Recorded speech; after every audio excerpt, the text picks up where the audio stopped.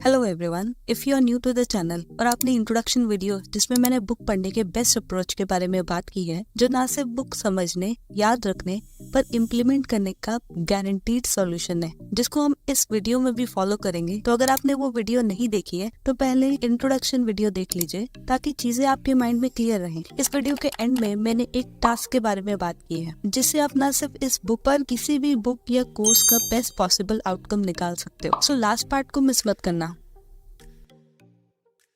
Last video में मैंने आपको कहा था आप एग्जैक्टली क्या करना या पाना चाहते हो आपको क्लियरली पता होना चाहिए। आई होप आपने वो कर लिया होगा। नाउ वीडियो शुरू करने से पहले सच बताना किसके मन में आया, अरे मैडम सोचने से क्या होगा। इस चैप्टर के बाद आपके सारे डाउट्स क्लियर हो जाएंगे। सच में थॉट्स एक टूल है और एक पावरफुल टूल है अगर इसे जोड़ दिया जाए डेफिनाइट पर्पस यानी निश्चित उद्देश्य से, परसिस्टेंस यानी दृढ़ता से और बर्निंग डिजायर यानी तीव्र इच्छा से। अब देखो, हमको इग्नोरेंस में रहकर चीजों को कॉमन सेंस में लेने की बहुत आदत हो गई है। क्या आप नहीं करते? टेस्ट करते हैं। मशीन, ये वर्ड आपने बहुत बार सुना होगा, हर रोज ना जाने कितनी बार यूज भी करते होंगे। पर अगर मैं कहूँ एक बच्चे को समझाओ मशीन क्या होता है, बताना कैसे बताओगे? कमेंट करो। इसलिए इन टर्म्स का पहले मतलब समझते हैं। डेफिनेट पर्पस यानी निश्चित उद्देश्य या ऐसा इरादा जिसमें डाउट की 0.001% भी संभावना ना हो। परसिस्टेंस यानी जब तक गोल मिल नहीं जाता रुकना नहीं, फिर चाहे कितनी भी रुकावट या फेलियर आए। बर्निंग डिजायर, सिंपल वर्ड में बताऊं, जिसको सोचकर चेहरे पर एक स्माइल आ जाए, दिल में म्यूजिक बजने लगे, बॉडी में एड्रेनलिन रश फील हो, यही आपकी बर्निंग डिजायर है। मतलब आप सब कॉन्शियस लेवल तक इस चीज को पाना चाहते हो। इस स्टेज पर दिल और दिमाग एक हो जाता है। अब ये आपसे खुद काम कराएगी, आपको खुद को फोर्स करने की जरूरत नहीं पड़ेगी। यानी मोटिवेशनल वीडियोस बाय बाय। अब इसको इस बुक में बताई स्टोरी से समझते हैं। एडविन सी बर्न्स, जिन्होंने सोचा एक दिन वो थॉमस एडिसन के साथ पार्टनरशिप करेंगे। सबसे इम्पोर्टेंट कैरेक्टरिस्टिक या क्वालिटी बर्न्स की डिजायर की ये थी कि वो डेफिनेट थी। मतलब वो एडिसन के साथ पार्टनरशिप में काम करना चाहते हैं, उनके लिए नहीं। आप इस बात की डेप्थ को समझिए। अगर आप समझ पाए तो उन 13 प्रिंसिपल को बेहतर तरीके से समझ पाएंगे जो आपको अमीर बना सकते हैं। गौर करने वाली बात यह है कि जब बर्न्स इस डिजायर के बारे में सोच रहे हैं तो वो इस हालत में नहीं है कि उसकी तरफ कदम बढ़ा पाए। उनके रास्ते में दो रुकावट हैं। पहली, वो एडिसन को नहीं जानते। दूसरी, उनके पास ट्रेन के किराए तक के पैसे नहीं है जिससे वो एडिसन के शहर पहुंच पाए। बर्न्स की ये दो डिफिकल्टीज बहुत है किसी को भी अपने डिजायर की तरफ आगे बढ़ने से रोकने के लिए। अब जरा सोचिए, आप उनकी जगह पर होते तो आप क्या करते? आपकी डिजायर में क्या क्या रुकावट है? वीडियो को पॉज करिए और खुद से सवाल करिए। ऐसी सिचुएशन में सबसे इम्पोर्टेंट क्वेश्चन जो मैक्सिमम केस में हम पूछना भूल जाते हैं और क्विट कर देते हैं वो है व्हाई। आप क्यों ये करना चाहते हो? क्या मिलेगा इस रास्ते पर जाकर? क्या जो खुशी मुझे मिलेगी जब मेरी डिजायर पूरी हो जाएगी वो इस टेम्परेरी दर्द से बड़ी है? जब ये क्लियर होगा आपके सब क्वेश्चन के आंसर अपने आप मिल जाएंगे। अक्सर हम अपनी करंट प्रॉब्लम के बारे में सोच कर उसे इतना बड़ा बना लेते हैं कि उसके आगे हमको कुछ दिखना बंद हो जाता है। हमारा ध्यान सिर्फ प्रॉब्लम और प्रॉब्लम पर होता है। पर प्रॉब्लम सोचेंगे तो और प्रॉब्लम भी मिलेगी ना। सोच की पावर। आपने नोटिस किया है, अगर आप एक पर्टिकुलर मॉडल की कार खरीदना चाहते हो तो हर जगह आपको वो कार दिखने लगती है। रोड पर से पहले भी निकलते थे पर अब अचानक से जैसे फिल्टर लग गया है, आंखें जैसे उस कार को खुद ढूंढ लेती है। नोटिस किया है? खैर, बर्न्स के लिए ये कोई विश नहीं है, वो 100% डिटरमाइंड है इसे पूरा करने के लिए। पर वो जाएंगे कैसे?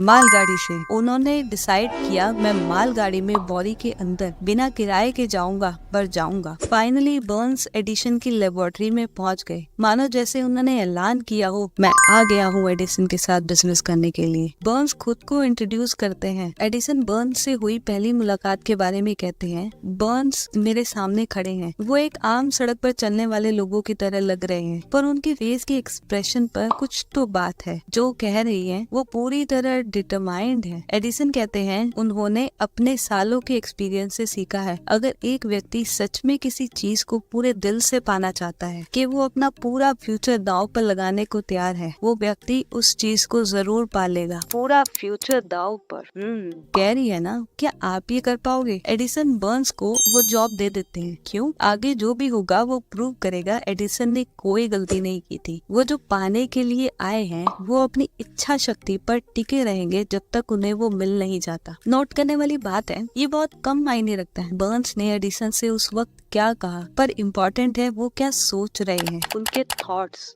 एडिसन खुद कहते हैं बर्न्स को जॉब मिलने की वजह उनकी अपीयरेंस नहीं, वो तो उनके अगेंस्ट थी, बल्कि वो जो सोच रहे थे वो थी। अगर आप इस लाइन की डेप्थ को समझ पाए तो आपको इस पूरी बुक की जरूरत नहीं, ये इतना पावरफुल है। अब वीडियो को पॉज करिए और सोचिए, हम कितनी बार छोटा महसूस करते हैं अपनी बाहरी अपीयरेंस को लेकर, कितनी अपॉर्चुनिटीज हम मिस कर देते हैं अपनी इस फीलिंग की वजह से। फिर चाहे नए दोस्त बनाना हो, ऑफिस में कलीग या बॉस से कॉन्फिडेंट होकर बात ना कर पाना हो जिससे शायद आपका प्रमोशन हो सकता था, ऐसे कई एग्जाम्पल्स हैं। याद रखिए, आप क्या सोचते हैं आपकी बॉडी लैंग्वेज को इन्फ्लुएंस करता है, जो आपको स्टार या खाक बना सकता है। हो सकता है आप सोचो हालात इतने खराब है और आप खुश और अच्छा फील करने को कह रही है। पहले इस गलत फहमी को अपने दिमाग से निकालो। आपकी सिचुएशन आपकी फीलिंग डिसाइड करती है। असल में आपका एटीट्यूड उस सिचुएशन को लेकर या जो बातें आप बार बार अपने आप को कह रहे हो उस सिचुएशन को लेकर, वो आपकी फीलिंग या मूड डिसाइड करती है। आपने नोटिस किया होगा, आप किसी स्ट्रॉन्ग पर्सनालिटी को देखते हो या मिलते हो तो एक अजीब सा अट्रैक्शन महसूस होता है। कभी सोचा है क्यों? आई थिंक अब आपको जवाब मिल गया होगा। आगे बढ़ते हैं। बर्न्स को एडिसन के साथ पार्टनरशिप उनके फर्स्ट इंटरव्यू के बाद ही नहीं मिल गई है। हाँ, उनको ठीक ठाक सैलरी पर एडिसन के साथ ऑफिस में काम करने का मौका जरूर मिल गया है, ऐसा काम जो एडिसन के लिए कोई इम्पोर्टेंस नहीं रखता। तो बर्न्स बहुत खुश हैं। आखिर अब वो अपनी बिजनेस स्किल एडिसन को दिखा सकते हैं। थॉट प्रोसेस देख रहे हैं आप? भले ही बाहर से देखने वाले को लगेगा बर्न्स बेकार काम कर रहे हैं, पर उनके दिमाग में वो हर कदम अपने डिजायर की तरफ बढ़ रहे हैं। खैर, महीनों भी जाते हैं पर कुछ नहीं होता जो बर्न्स की डिजायर को रियलिटी बना सके। ये वो पीरियड है जहाँ मैक्सिमम सपनों की मौत होती है। अब वीडियो को पॉज कीजिए और सोचिए, अगर आप इस सिचुएशन में होते तो आप क्या सोच रहे होते? आपकी बॉडी लैंग्वेज कैसी होती? थकी हुई, हारी हुई? क्या करते आप जानते हैं बर्न्स ने क्या किया? बर्न्स के दिमाग में इस वक्त बहुत इंपॉर्टेंट चीज चल रही है। वो अपने डिजायर को लगातार और स्ट्रॉन्ग कर रहे हैं। देखो, साइकोलॉजिस्ट ना एकदम ठीक कहते हैं, जब कोई सच में किसी चीज के लिए तैयार होता है तो वो रियलिटी की शक्ल ले लेती है। तैयार होना मतलब इसके 3 पार्ट है। एक, आप सब कॉन्शियसली मान चुके हो जो आप चाहते हो वो पूरा होगा नहीं, वो पूरा है, बस रियलिटी में बाकियों को दिखने की देर है। उसके लिए तो वो ऑलरेडी एग्जिस्ट करता है। आपके पास इनबोर्न वो स्किल्स है या लर्न कर ली है जो इस काम को करने के लिए चाहिए। परसिवरेंस या स्ट्रॉन्ग डिटर्मिनेशन। बर्न्स तैयार है एडिसन के साथ पार्टनरशिप के लिए। उससे ज्यादा इम्पोर्टेंट है वो डिटरमाइंड है तब तक वेट करने के लिए जब तक उन्हें जो वो चाहते हैं वो मिल नहीं जाता। बर्न्स ने खुद से ये नहीं कहा अरे क्या जरूरत है इसकी, मुझे लगता है मुझे मेरा माइंड चेंज कर लेना चाहिए और सेल्समैन की जॉब ले लेनी चाहिए। पर उन्होंने ये जरूर कहा मैं यहाँ एडिसन के साथ पार्टनरशिप के लिए आया हूँ, मैं इसको पूरा करूँगा, फिर चाहे इसमें मेरी पूरी जिंदगी लग जाए। नोट करने वाली बात है, वो होशियारी मारने के लिए ये बात नहीं बोल रहे हैं, वो सच में इस बात के लिए तैयार है। ये ऐसा है जैसे डिजायर का जुनून चढ़ जाता है। शायद बर्न्स को इस वक्त नहीं पता, पर अपनी डिजायर को पूरा करने का उनका यही अनशेकन डिटर्मिनेशन और परसिस्टेंस उनके रास्ते की सारी बाधाओं को हटाएगा और उन तक वो अपॉर्चुनिटी लाएगा जिसका वो बेसब्री से इंतजार कर रहे हैं। फाइनली वो अपॉर्चुनिटी आई जिसका बर्न्स को बेसब्री से इंतजार है, पर वो किसी और डायरेक्शन से, किसी और रूप में आई जिसकी उम्मीद नहीं थी।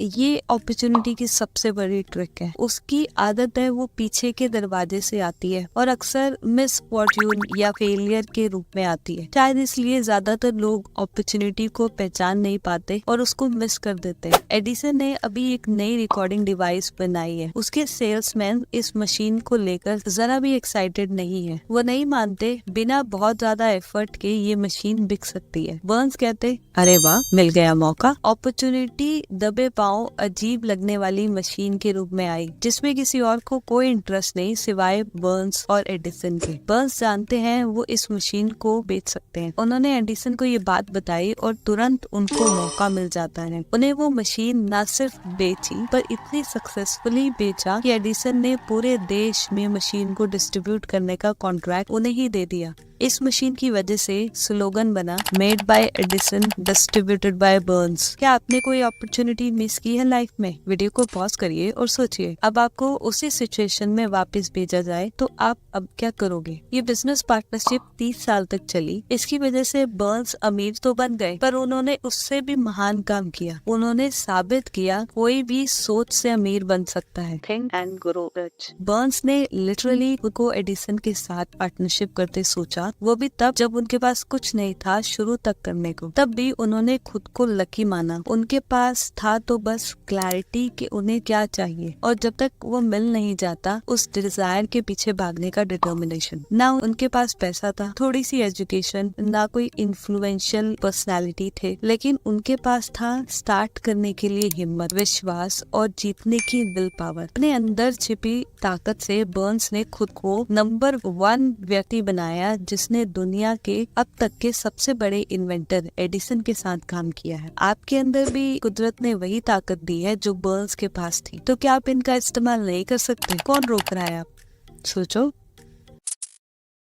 अगर आपने इस वीडियो को यहाँ तक पूरा देखा है तो कॉन्ग्रेचुलेशंस, मतलब आप अपनी लाइफ को लेकर सीरियस हो। अब आपने इतनी मेहनत से जो लर्निंग हासिल की है उसको परमानेंटली अपने पास रखने के लिए आपको एक टास्क करना है। कमेंट बॉक्स में 3 चीजें करनी है। पहला, अभी तक आपने इस वीडियो में जो भी समझा उसको समराइज करके लिखना है। क्यों? जब आप किसी चीज को समराइज करते हो आपको उसको अच्छे से समझना होगा, तो नए न्यूरॉन्स नेटवर्क बनते हैं जो चीजों को आपको लंबे समय तक याद रखने में मदद करते हैं। सेकंड टास्क, एटलीस्ट एक इंस्पायरिंग आइडिया जो इस पूरी वीडियो से आपको मिला हो। और थर्ड टास्क, अपने पास्ट एक्सपीरियंस को एनालाइज करना। अगर आपने कोई गलती की है तो उससे अब आप क्या सीखते हो, और फ्यूचर में अगर सेम सिचुएशन आपके सामने आएगी तो अब आप क्या करोगे? इस टास्क के तीनों पार्ट्स को नीचे कमेंट बॉक्स में लिखो। इससे 2 फायदे होंगे। एक, आपकी ये जो लर्निंग है ये परमानेंटली आपके साथ रहेगी, और दूसरा, आपको याद होगा मैंने इंट्रोडक्शन वीडियो में बताया था हम इस यूट्यूब चैनल एक डिस्कशन ग्रुप की तरह बना रहे हैं जिसमें आप अपनी लर्निंग नीचे कमेंट बॉक्स में लिखोगे और दूसरे लोग अपनी लर्निंग को कमेंट बॉक्स में लिखेंगे। इससे फायदा ये होगा कि इससे आप सेम इंफॉर्मेशन के डिफरेंट पर्सपेक्टिव को जान पाओ। तो कमेंट करके अपनी लर्निंग को परमानेंट बनाना और अपने पर्सपेक्टिव को बढ़ाना मत भूलना। अब मैं आपसे मिलूंगी चैप्टर 1 के सेकंड और लास्ट पार्ट में। तब तक के लिए keep learning and keep growing.